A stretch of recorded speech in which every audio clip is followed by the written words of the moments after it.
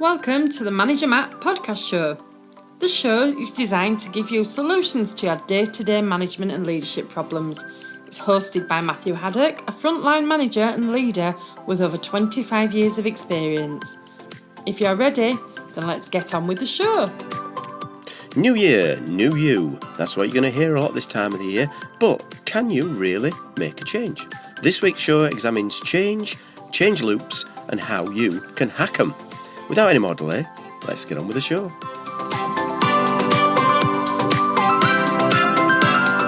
Welcome to the Manager Matt podcast show. I do hope you are really well and your New Year's resolutions have stuck. We're at the start of January 2025 when I'm recording this. Obviously, you might be listening to it at lots of different times of the year. So don't turn off because you think it's around New Year only. This actually is a cast that's going to examine this idea of behaviours, of behaviour loops that you might have heard of, how you can handle them in your business world, how you can make things sort of work well or not well if you get them wrong. This show, I suppose, in the first instance is to look at how a habit starts and how a habit forms. And they say up to 40 to 50% of what we do every day is basically habits. They're things that you do without thinking. And you notice these things are habits when you can't remember the actual routine of doing them. So if you think, if you get up in the morning and you've got ready and you're going into your car and you're driving to work or wherever you're going to get there, do you actually remember making the coffee in the morning, the actual process steps? Do you remember, have you locked the door as you left? Did you turn the light off? You don't remember it. You know, turning a light on and off in a room is so automatic, you just do it even when the lights are on. You've done it. Or if someone else is in the room. I mean, I've done it when you walk out of a room, someone else is in the room, but you turn the light off and they go, oh, and you think, oh, and it's just that habit, walking out, turning the lights off. When you're driving, do you remember what gear you're in? Do you even remember the route you took when you're going to work, or to anywhere really that's become a habit? And that's because the brain is so powerful, it's taking in so much information all the time that it can't really concentrate all the time on doing every tiny little task.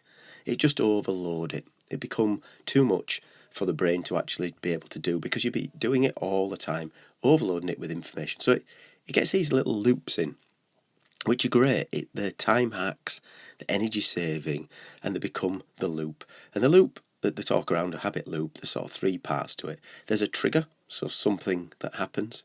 There's the actual process or what you're doing in the middle. And then there's the results that you get at the end for doing it. So if you think of a good trigger is obviously brushing your teeth. So you get up in the morning and you get the trigger to go into the bathroom first thing you do. I'm going to brush my teeth. So you get your toothpaste, the action is brushing your teeth, and the result is a lovely fresh breath when you walk out. So you can see where you've got those little loops that they've put in there are positive. Like I say, turning the lights out. So there's lots of positive loops that you've got into it. Probably when you walk into the office, some of the things you'll do straight away will be turn on your computer. Walk in, turn on your computer. Some of the things I do when I've walked into a business is you say hello to everyone. Hi, yeah, how are you doing? You had a good time? Hi, how are you doing? And then I've even done it before. I'll say good morning to someone again. And I've almost think to myself, I've already said good morning to that person. You realise after. But you've got them in loops, good morning loops. So these positive loops are all there. So there is negative loops. Obviously there is. You know, you can have a stressful day, for instance, and that is the trigger for you to open a bottle of wine. And the action is to drink the wine or whatever your poison is. And obviously the result says that you feel a little bit better or you think you feel a bit better. The problem is when the bottle of wine's gone and maybe a second and you wake up the next morning with a headache and a hangover and you think, well, was it really worth it? So you can see where these triggers come in. In business we do it. You know, most people when they're working in an working environment, they're doing it on habit. Because they do it constantly every day. They know what they're doing, so they walk into work, they press that button, they turn that machine. It becomes a habit. It becomes a loop. Now, the problem is sometimes is that the loops become blinding. And you get these blinding loops, these things that you can't get yourself out of. You've not even realised you're in them. But you do something on repeat all the time that you actually miss it. You miss the problems. When I first started working, it was a carpet tile manufacturer. So we had inspectors, which were all done by hand back in the 90s. and the tiles would come up and you have a person there inspecting them, 100% inspection. So obviously you can never get a fault through this process, can you? Because there's somebody stood there watching the tile go by. Of course, after a while, your brain becomes that numb to it that it misses the obvious. You just see in the tile, you don't even see the faults. One way around it is obviously nowadays is automation, where you have electronic scanning systems that look for defaults. That's fine. If you've got people still involved in these processes, it's rotating them, moving away from the jobs, because it's too much for people to watch all the time, these things. If you're a manager, how do you start to break those loops? I mean, firstly is to identify the loop that's a bad one, the habit that you don't want. So is there a bad habit that whenever you walk in and you see a red number on your board, that you go into, oh, can't believe that's happened, oh, what a waste, what are people doing? So you've got this trigger is the red, the action is here to be critical, and the results is that, well, the people, in your head you think the results is people are going to get better. Actually, in the other head, people start to fake the numbers to make sure it's not red because you don't want the boss being annoyed. So are you causing a cover-up in a way by doing a trigger, which is not the best way to do it? So think about those negative things. When you do a certain thing, do you roll your eyes? Some people automatically will sigh or roll their eyes when they hear something. So they hear news about a change coming. That might even be a positive change, but you hear change, oh, corporate change, and you go, oh. So the trigger is this idea of change and corporate and all the stuff you don't like because you're an independent, you don't like this kind of thing. And your reaction is to sigh, roll your eyes. And the result is, well, firstly, you are going to get a negative result because your boss might be in the room or watching you and you think, is that really the action we want from someone senior? So they might say, well, maybe we won't involve that Matt in the next round of X because he don't seem a person on board. So do you see the loops? Do you see the negative ones that could be affecting your career? In projects, you look at your project managers. Are they in those loops of doing certain things? Almost just, we had project managers in one place that just reported numbers. They didn't add any value. But then they were triggered to, this is the part of the meeting where I tell you what this project's up to. So the trigger is my part of the meeting. My action is I'm going to read off this list of things. And obviously the people on the call, well, majority of people on the call, I could see this was a virtual call, basically turned off, weren't really listening. Some might not even be looking at the camera. They'd just be doing something else or have the camera off, which is even worse. And then the action would be the guy at the end would go, oh, thank you for that. And I just wondered to myself, could that person have said anything in the middle section? So the trigger was to do the report. The action was him to read out those basically nonsense numbers or figures, I can't remember exactly. And the action was him to say, well done. And he could then move on to his next thing, getting paid. But you really think, well, did that value add? So you've got to look for loops in yourself. You've got to look for loops in others. And you've got to look at what can I do to change it?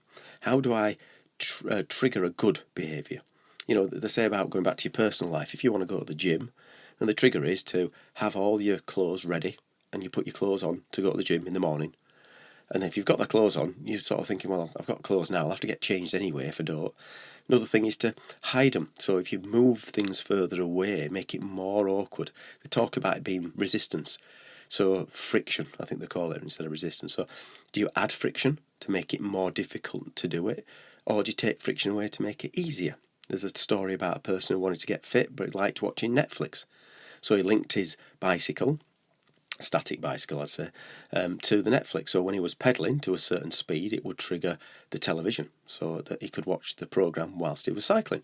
So he was getting fit, but he was also watching the programmes that he watched. So you have those links where you're trying to put habits together that really add value. And I think the whole thing is we're getting into the new year. So it's all, like I said, when I was recording this, it's new year. And it's all around new year, new ideas, getting things done. I want to really make a difference. How are you going to do that? So what are you going to change?